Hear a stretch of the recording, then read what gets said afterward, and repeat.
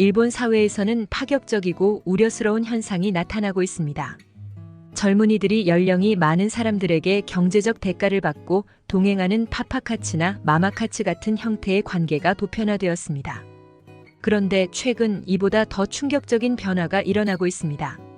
젊은 여성들이 공공장소에서 남성들과 직접 협상하여 성매매를 약속하는 현장이 급격히 늘어나고 있는 것입니다. 특히 도쿄의 신주쿠 가부키초 지역과 오쿠보 공원 인근에서는 이러한 모습이 두드러집니다. 거리 곳곳에서 10대와 20대 여성들이 남성들과 직접 가격을 흥정하는 장면을 목격할 수 있습니다.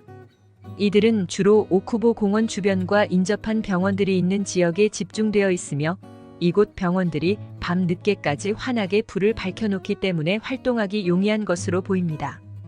또한 일부 여성들은 트위터 등 소셜미디어를 통해 시간대 공유를 하며 자신의 위치와 가능한 시간을 공개하기도 합니다.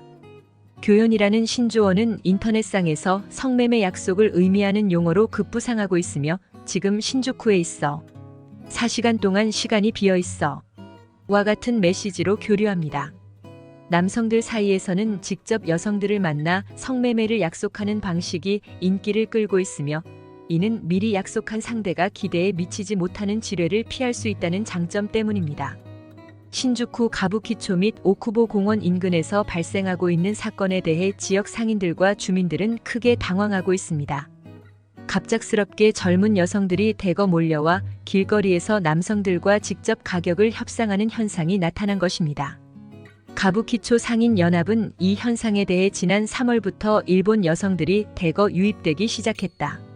원래는 소수의 외국 여성들만 보였으나 지금은 매일같이 경찰이 출동할 정도라고 우려를 표했습니다. 최근에는 한 주간지가 30대 초반의 젊고 매력적인 여성 기자를 현장에 파견해 남성들의 반응을 취재하기도 했습니다. 이 기자는 신주쿠역에서 출발해 도보로 3분 거리에 위치한 오쿠보 공원으로 이동했습니다.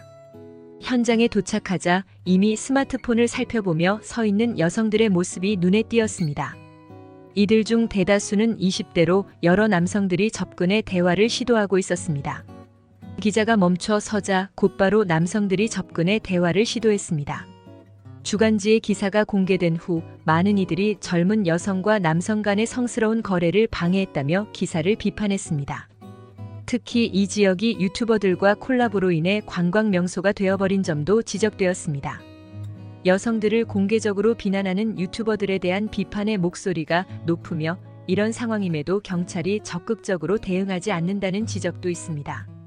이 지역은 오랫동안 이러한 현상이 자리 잡고 있었다는 것이 알려져 있습니다. 많은 이들은 이러한 상황이 자연스레 생겨났기 때문에 쉽게 사라지지 않을 것이라고 생각합니다. 거리 청소와 소셜미디어 규제에 대한 요구도 있지만 이를 통해 상황이 개선되지 않을 것이라는 반론도 제기되었습니다. 인터뷰에 응하는 여성들은 주로 20대 초반이며 자신들의 상황을 솔직하게 밝히고 있습니다. 경제적으로 큰 도움이 된다고 말하며 하루 수입이 평균 100만 원에 이른다고 합니다. 취업이 어렵고 취업에 성공하더라도 월급이 적고 회사 생활에 불만을 느낀다고 합니다. 유튜버들 또한 오쿠보 공원을 찾아가 현장 영상을 촬영하며 때로는 여성들의 얼굴을 공개하고 조롱하는 내용을 담은 영상을 올리기도 합니다. 이런 영상들이 인기를 끌면서 유튜버들 사이에서는 오쿠보 공원만을 전문적으로 다루는 채널이 새롭게 늘어나고 있습니다. 이로 인해 젊은 여성들이 더 많이 이곳으로 몰려들고 있으며 유튜브 영상을 보고 찾아온 남성들 덕분에 여성들은 유튜버들로부터 무료로 홍보를 받는 효과를 누리고 있습니다. 인터뷰에 응하는 대가로 상당한 금액을 받게 되면서 여성들은 언론과 유튜버들에게 적극적으로 인터뷰를 제공하고 있는 상황입니다.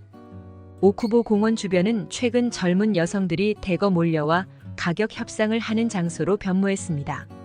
이곳은 전체적으로 300m에 달하는 넓은 공간이며 특히 서쪽에 위치한 니시오쿠보 공원은 10대 후반과 20대 초반의 외모에 자신 있는 젊은 여성들이 주로 모이는 곳으로 유명해졌습니다. 이곳에서의 가격은 오쿠보 공원보다 상당히 높으며 이러한 상황 때문에 옷장이라는 별명으로 불리며 특별한 인식을 가지게 되었습니다. 오쿠보 공원에서 활동하는 20대 후반과 30대 초반의 여성들은 니시오쿠보 공원의 높은 가격대와 경쟁을 피하기 위해 접근하지 않습니다. 가부키초 지역의 토요코키즈 중 외모가 돋보이는 여성들도 이곳으로 이동했다고 알려져 있습니다. 이처럼 공원마다 특화된 영업 방식이 생겨나며 시장이 세분화되고 체계화되는 모습을 보이고 있습니다.